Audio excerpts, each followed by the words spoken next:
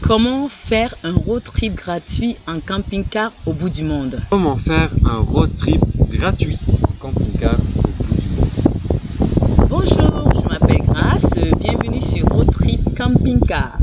Bonjour, je m'appelle Fabrice, bienvenue sur Road Trip Camping Car. Notre chaîne parle essentiellement du voyage, le voyage en camping-car. Notre mission, inspirer les autres à réaliser leurs rêves maintenant. Leur rêve de voyage en camping-car, leur rêve de voyage quel que soit, mais à les réaliser maintenant, sans plus attendre. N'attendez pas que les enfants finissent toutes leurs études, quittent la maison, se marient pour réaliser vos rêves. N'attendez pas la retraite pour réaliser vos rêves. N'attendez pas d'avoir payé vos dettes pour réaliser vos rêves. N'attendez pas que le mari vous quitte pour réaliser vos rêves. Et n'attendez pas que la femme vous quitte pour réaliser vos rêves. C'est maintenant. L'avenir est très incertain. Le présent est plus ou moins contrôlable.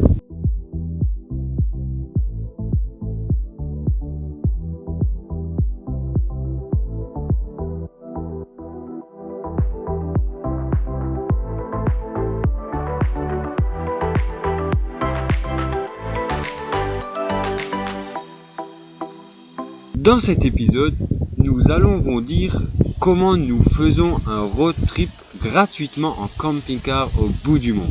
Certains d'entre vous ont peut-être d'autres moyens de posséder. Laissez-nous vos commentaires, partagez votre expérience. Mais nous, dans cet épisode, nous allons vous dire comment nous faisons un road trip gratuitement en camping-car au bout du monde. Tout à fait. Premièrement, la relocation.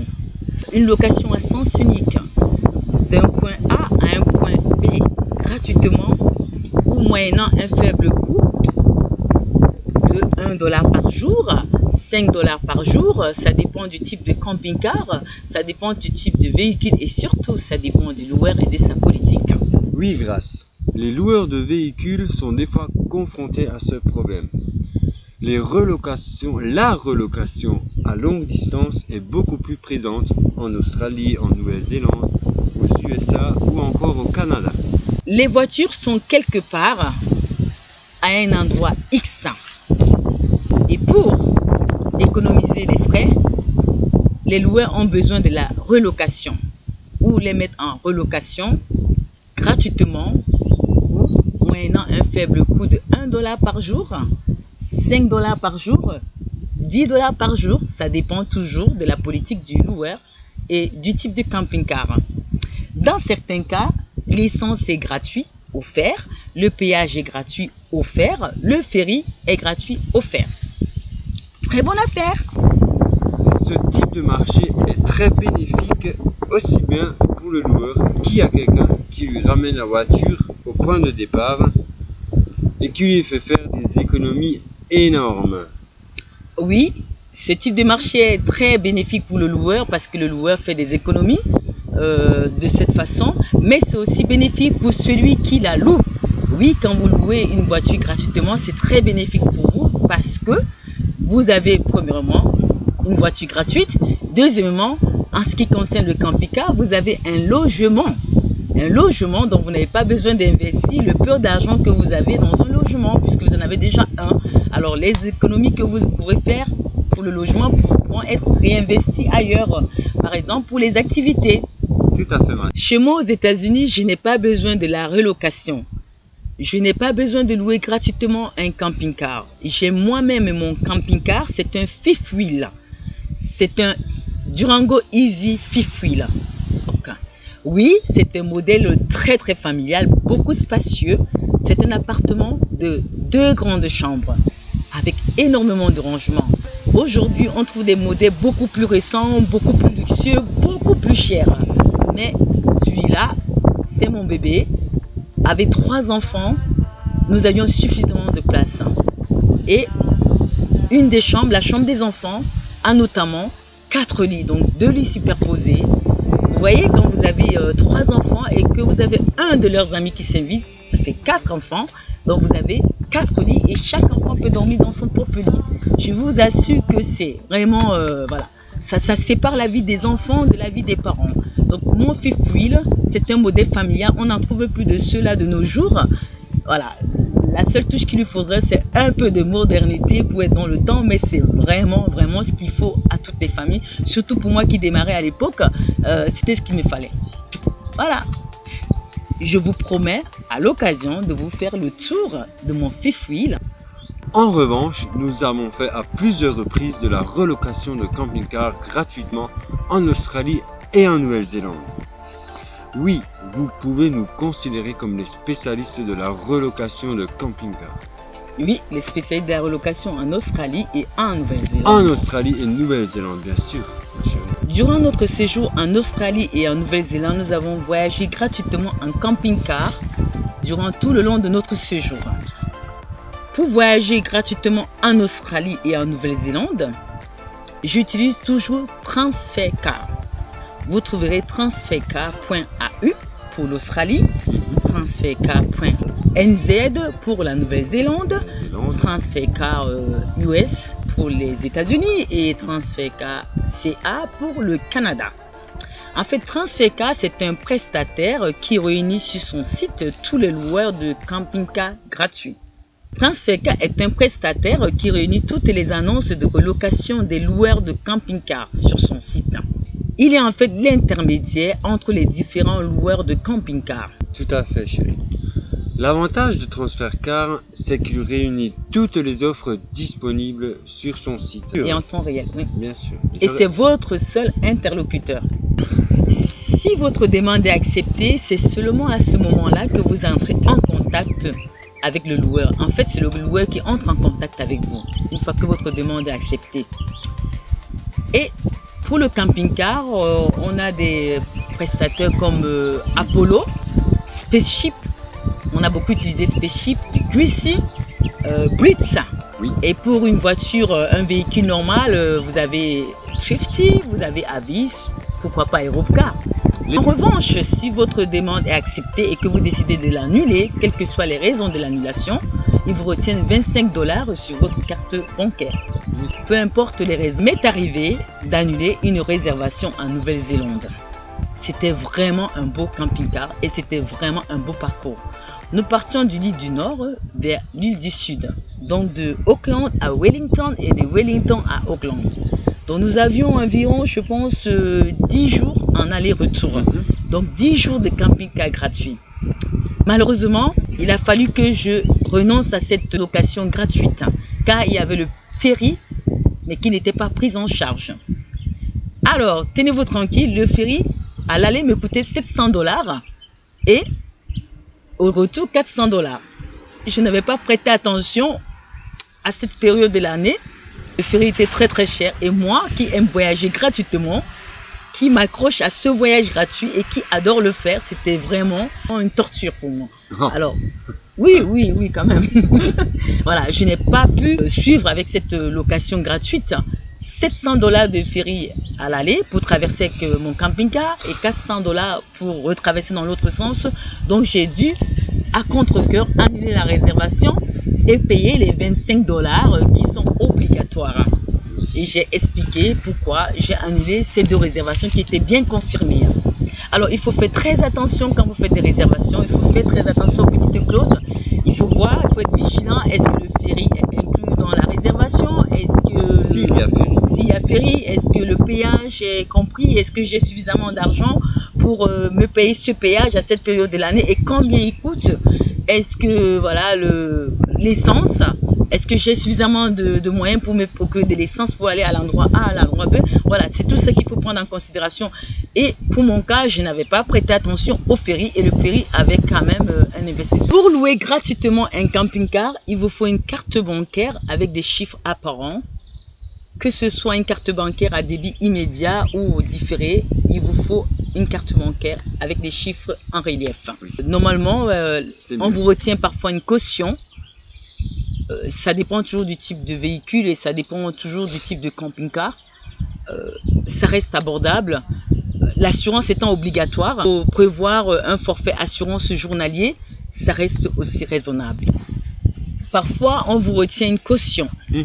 Ça dépend toujours du type de camping-car. L'assurance est obligatoire. Il faut prévoir quand même un forfait assurance journalier. De ce côté aussi, ça reste abordable. Mais en général, vous vous en sortez bien. L'assurance gratuite, le ferry gratuit, un plein d'essence gratuit et surtout le véhicule gratuit. Oui, en effet. Pour louer gratuitement un camping-car en Australie, en Nouvelle-Zélande, pour louer un véhicule à l'étranger, on va dire par exemple en Australie, en Nouvelle-Zélande, il vous faut un permis international ou un permis traduit. Le permis international, si je ne me trompe pas, se fait à la préfecture à Paris. C'est vraiment le moins cher, c'est vraiment la procédure la moins chère. Je pense qu'elle vous coûte juste le timbre, mais il faut compter 3 semaines à plusieurs semaines pour le récupérer. Par contre, le permis traduit, vous l'avez en 24 heures ou 48 heures. En général, en ligne, vous avez les traducteurs assermentés ou alors vous avez les traducteurs professionnels. Voilà. Sous 24 heures, voilà, vous avez votre permis. Bébé, je t'ai fait un permis quand tu partais en Australie, aux États-Unis. Oui. Je t'ai fait un permis international et comme on s'est prise à la dernière minute, je l'ai fait en ligne. Ouais. Donc j'ai dû payer à peu près 50 € pour lui faire un permis traduit en ligne et nous l'avons eu en moins de 24 heures. Tout s'est D'abord très très bien passé. par email et ensuite on vous l'envoie par courrier dans les 48 heures.